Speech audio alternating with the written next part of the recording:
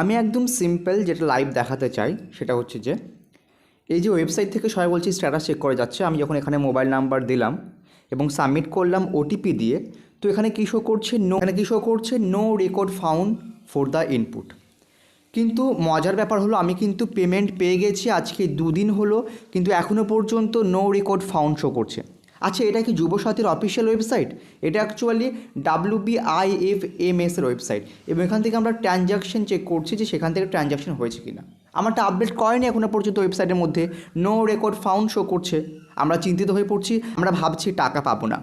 এখানে সঠিক ইনফরমেশন দেখাচ্ছে না, এখানে লেটেস্ট আপডেট দেওয়া হচ্ছে না। যেরকম আমি বললাম আমি 2 দিন আগে টাকা পেয়ে গেছি, কিন্তু এখনও পর্যন্ত আমার নো রেকর্ড ফাউন্ড শো করছে।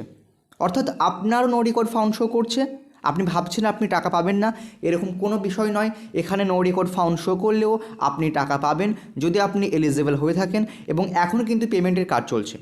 যুবসাথীর যে অফিসিয়াল ওয়েবসাইট রয়েছে সেখানেই গিয়ে যদি আপনি স্ট্যাটাস চেক করেন তাহলে একদম কারেন্ট স্ট্যাটাস দেখতে পারবেন। সেখানে এখন এনেবেল করা হয়নি, যেহেতু সেখানে এখনও পর্যন্ত এনেবেল করা হয়নি তাই আপনি চেক করতে পারছেন না। তো ওয়েট করুন 1-2 দিন, যাদের পেমেন্ট বাকি আছে আশা করছি টাকা অ্যাকাউন্টের মধ্যে ক্রেডিট হয়ে যাবে।